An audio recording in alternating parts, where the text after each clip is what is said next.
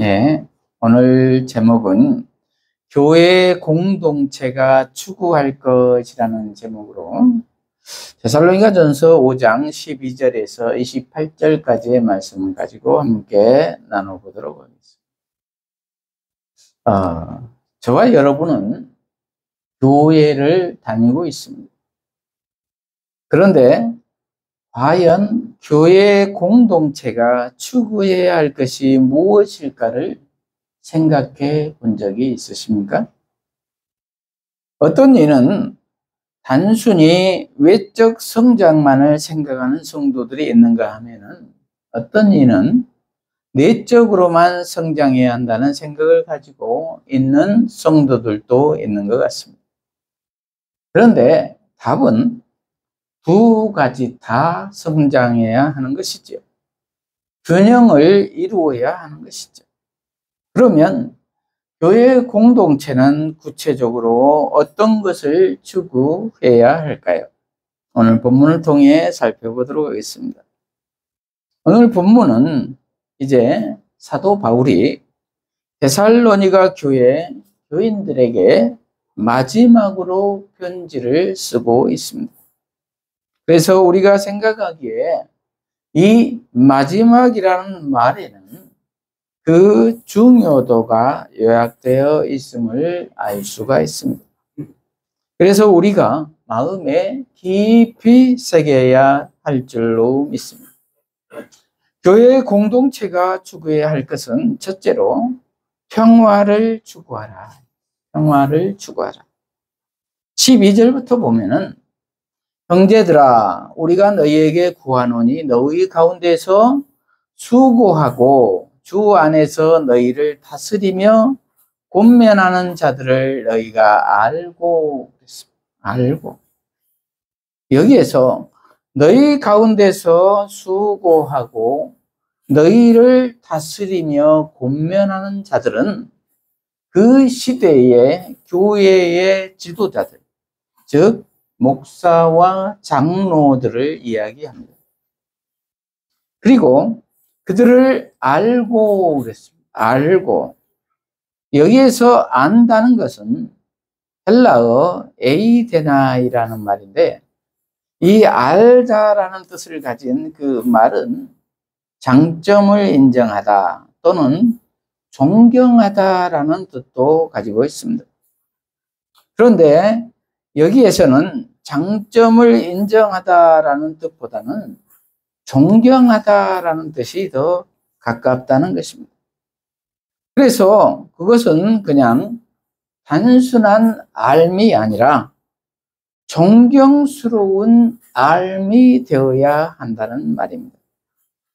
그래서 교회 공동체의 평화를 위해서는 먼저 교회의 지도자들을 존경해야 한다는 것입니다. 저와 여러분은 교회 공동체의 지도자들을 존경하고 있으십니까? 그런데 요즘에 보면은 그렇지 않는 것 같습니다. 물론 사람에 따라 다른 것도 있겠지만은 일반적으로 보면은 목회자나 장로들을 이 시대에는 그렇게 신뢰하지 않는 것 같습니다.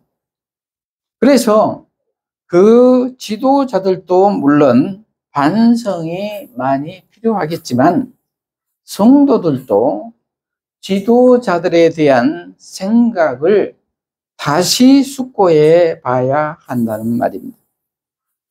과연 그들을 하나님이 세우신 지도자라고 생각하는지 말입니다. 물론 싹군 목자들은 분별하고 경계해야 하겠지요.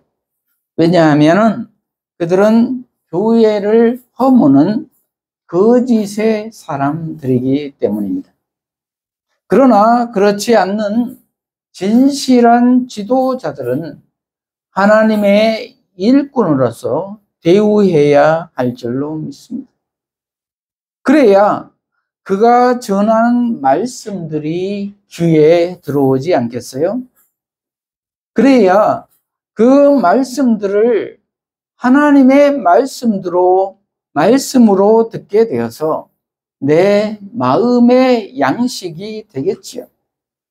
그러므로 결국 이 모든 것은 다 나 자신을 위해서일 것입니다. 더 나아가서 13절에서는 그들의 역사로 말미암아, 그들의 사역으로 말미암아 그런 말입니다. 사랑 안에서 가장 귀히 여기며 그랬습니다.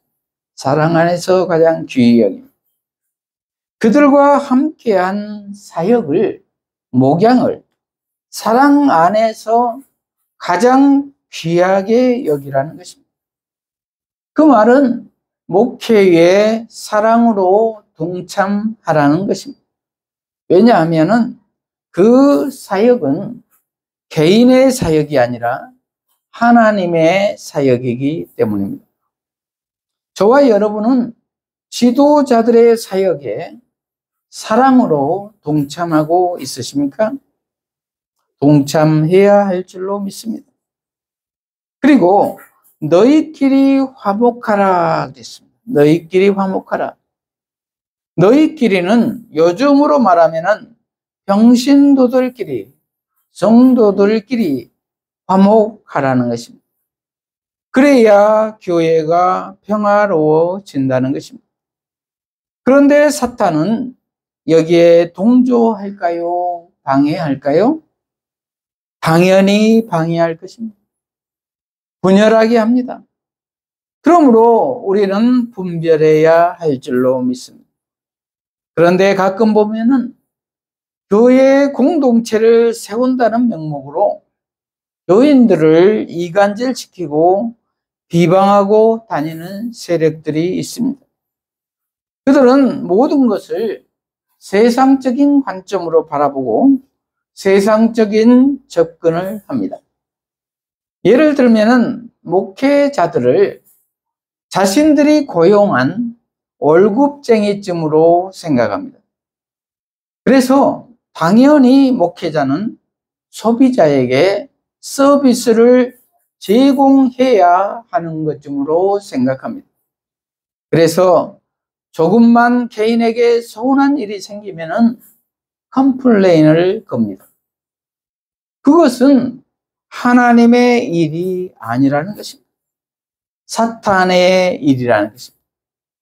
그리고 여기에서 13절 말미에 화목하라라는 표현이 등장했다는 것은 그 당시 교회 내에서 어떤 갈등 관계에 있는 것을 암시하고 있죠.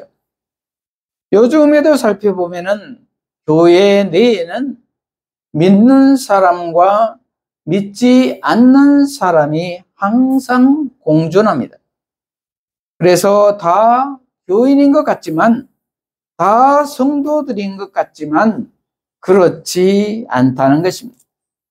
그러므로 두 부류가 공존해 있으니 갈등은 당연하겠죠. 그래서 우리는 우선 그런 것을 볼 때마다 이상히 여기지 말아야 한다는 것입니다. 당연한 것이라는 말입니다. 왜냐하면은 처음에 어쩌다 교회를 방문해서 아니면은 모태신앙으로 어릴 때부터 부모를 따라서 자기 의사와는 상관없이 저절로 교회에 다니는 사람들이 있다는 것입니다. 그들은 회심하여 내가 죽고 예수가 내 안에 사는 경험 없이, 예수를 영접한 경험 없이 그냥 그대로 시간이 흘러갔다면 그 사람은 성도라고 보기가 어렵다는 것이죠. 그냥 종교인이지요. 그냥 믿지 않는 사람인 것이죠. 그래서 그런 사람은 예수가 내 주인이 아니기에 늘 모든 관점을 세상적인 나 중심적인 관점으로 봅니다. 그래서 그런 사람들은 하나님의 관점과 늘 충돌하게 되죠. 그리고 교회를 어렵게 만듭니다. 그래서 우리는 이것을 먼저는 이상하게 여기지 말아야 하지요. 이런 상황을 보면서 모범이 되어야 할 교회가 왜 그래? 이런 말을 하지 말아야 한다는 말입니다. 왜냐하면 당연한 결과이기 때문입니다. 그러므로 우리는 그들을 파악하고 예수 그리스도의 사랑으로 품어야 한다는 말입니다. 그리고 사랑의 본을 보여야 한다는 말입니다. 그리고 그들을 위해 기도해야 한다는 말입니다. 그리고 믿지 않는 그들이 해야 할 일은 자신이 교회를 다니고는 있지만 내가 진정 예수를 구주로 영접했는지, 그리고 결단했는지, 그리고 내 주인이 예수로 바뀌었는지를 늘 확인해야 한다는 것입니다. 그래야 예수님이 교회의 머리 되시고 우리는 지체가 되는 교회가 되어 교회에 평화가 있다는 것입니다. 그래서 교회는 이러한 평화를 추구해야 한다는 말입니다. 둘째로 하나님의 뜻을 추구하라. 하나님의 뜻을 추구하라. 14절, 또 형제들아 너희를 권면하노니 게으른 자들을 공개하며 마음이 약한 자들을 격려하고 힘이 없는 자들을 붙들어주며 모든 사람에게 오래 참으라. 이렇게 기록하고 있습니다. 무슨 말입니까? 게으른 자들을 공개하며 그랬습니다. 여기에서 게으른 자들은 잘못된 종말관을 가지고 예수님이 곧 오신다고 아무 일도 하지 않고 놀고 있는 지체들이 있다는 것입니다. 1990년도에 우리나라에도 이장님 목사라는 사람을 중심으로 다가올 미래 선교회라는 다미 선교회라는 것이 있었지요. 그들은 시한부 종말론자들이지요. 1999년 10월 28일에 휴거가 일어날 것이라고 주장하여 사회적 파장을 일으킨 종교 사기 사건이었죠. 예수님이 몇 날 몇 시에 오신다고 흰옷 입고 모든 일을 다 그만두고 모여서 예수님을 기다린다고 휴거한다고 한 곳에 모여 있었죠. 그런데 예수님이 그날 오시지 않자 다 뿔뿔이 흩어진 사건이 있었죠. 그때에 생중계도 하고 그랬었죠. 아주 대단했었죠. 그런데 그런 사람들이 또 흩어져서 다시 그런 생각으로 예수님을 기다리는 사람들이 있다는 것입니다. 정상적인 생활을 버리고 가정도 버리고 직장도 버리고 어떤 집단에 귀의하여 편협된 생활을 하고 있는 사람들이 있다는 것입니다. 그래서 우리는 이러한 이단적 집단과 사람들을 경계해야 할 것입니다. 1세기 당시에도 그런 사람들이 있어서 바울은 4장 11절에 조용히 자기 일을 하고 너희 손으로 일하기를 힘쓰라 이렇게 권면하고 있지요. 그래서 바울은 그런 사람들에게 공개하라고 합니다. 공개하다. 공개하다라는 말은 한자로 권할 권자와 경계할 계자를 쳐서 권하고 경계하여 잘못함이 없도록 타일러 주의시켜 바른 길로 가도록 권하고 공개하다라는 의미를 가지고 있지. 게으른 사람에게는, 일을 하지 않는 사람에게는, 치우친 사람에게는 이렇게 해야 한다는 말입니다. 두 번째로 마음이 약한 자들을 격려하고 그랬습니다. 마음이 약한 자들을 격려하고, 여기에서 마음이 약한 자들이라는 것은 어떤 일을 계기로 마음이 낙심한 사람들을 의미합니다. 그들은 4장 13절에서 18절에 나오는 그리스도의 재림 전에 이미 죽은 자들, 즉 사별한 가족이나 지체들로 인해서 낙심한 사람들을 가리킬 가능성이 큽니다. 그래서 바울은 그 단락에서도 4장 13절에 소망 없는 다른 이와 같이 슬퍼하지 않게 하려는 것이다, 이렇게 말하고 있지요. 그리고 4장 18절에는 그러므로 너희는 이 말씀으로 서로 위로하라, 이렇게 말하고 있죠. 그리고 세 번째 부류는 힘이 없는 자들을 붙들어주며, 이렇게 기록하고 있습니다. 이 말은 5장 1절에서 11절에 나오는 종말에 대해서 불안해하고 두려워하는 사람들을 가리킨 것 같습니다. 그래서 바울은 5장 1절에서 11절에 이렇게 권면하고 있습니다. 5장 1절부터 11절을 바른 성경으로 읽어드리면, 형제들아, 때와 시기에 대하여는 너희에게 쓸 것이 없으니 이는 주님의 날이 밤에 도둑같이 올 것을 너희 자신이 자세히 알기 때문이다. 그들이 평안하다 안전하다 할 때에 임신한 여인에게 해산의 고통이 이르듯이 파멸이 갑자기 그들에게 닥칠 것이니 그들이 결코 피하지 못할 것이다. 그러나 형제들아, 너희는 어두움에 있지 않으므로 그날이 도둑같이 너희에게 이르지 않을 것이니 너희는 모두 빛의 아들들이며 낮의 아들들이기 때문이다. 우리는 밤이나 어두움에 속하지 않았다. 그러므로 우리는 다른 이들처럼 잠자지 말고 오직 깨어서 정신을 차리자. 자는 자들은 밤에 자고 취하는 자들은 밤에 취한다. 그러나 우리는 낮에 속하였으니 정신을 차리고 믿음과 사랑에 가슴마개를 붙이고 구원의 소망의 투구를 쓰자.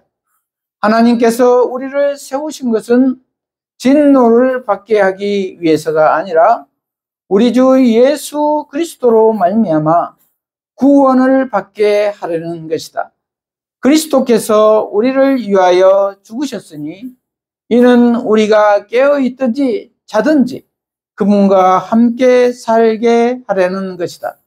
그러므로 너희가 하고 있는 그대로 서로 권면하고 서로 세우라, 이렇게 기록하고 있습니다.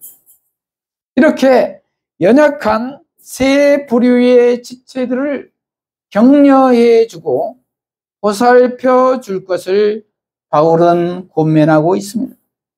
그러한 후에 바울은 14절 15절에서 논의의 대상을 확장시켜 모든 사람에게 오래 참으며 누구에게든지 악으로 악을 갚지 말게 하며 모든 사람을 대하여 항상 선을 따르라, 이렇게 권면합니다.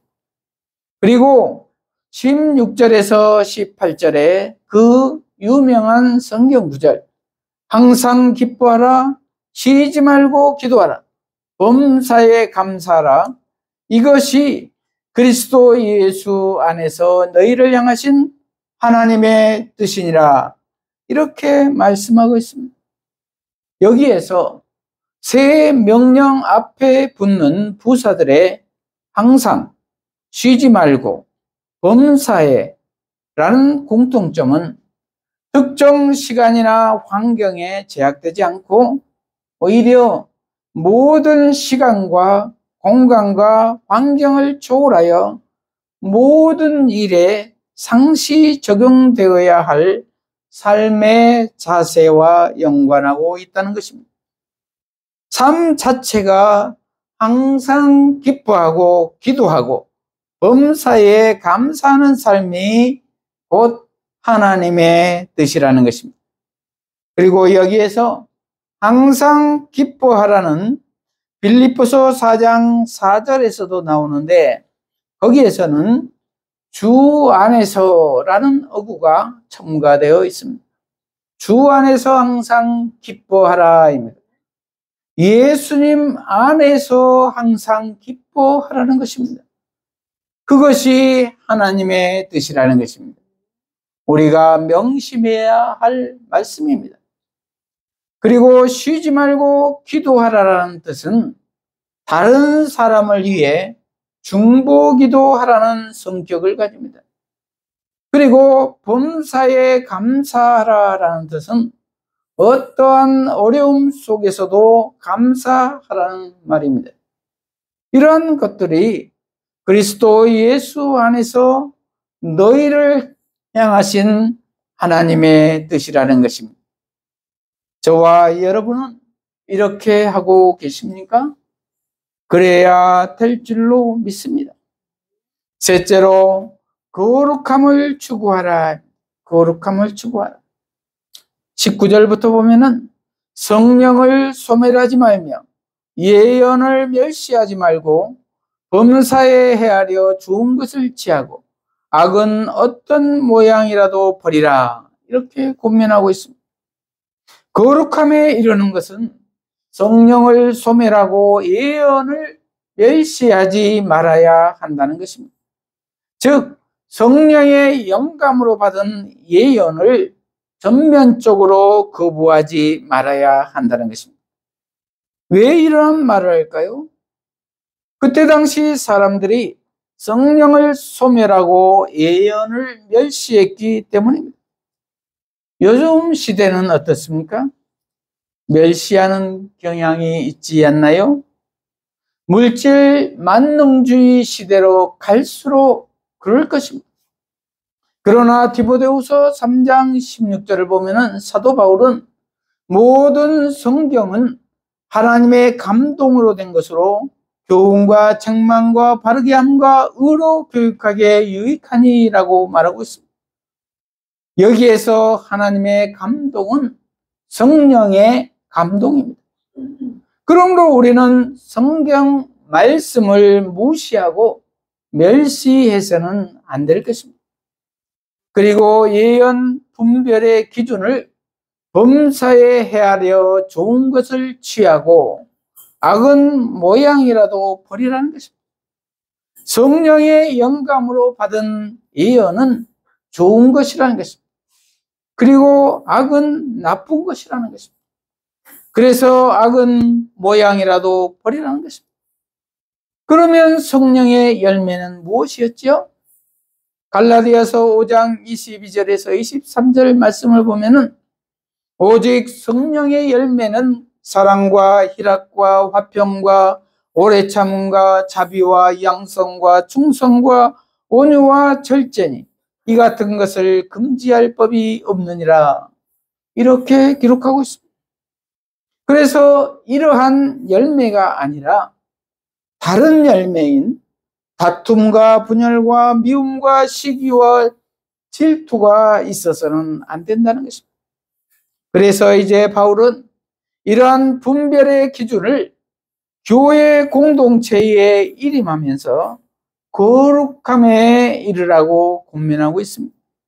그러면서 23절 평강의 하나님이 친히 너희를 온전히 거룩하게 하시고 또 너희의 온 영과 혼과 몸이 우리 주 예수 그리스도께서 강림하실 때에 흠없이 보존되기를 원하노라.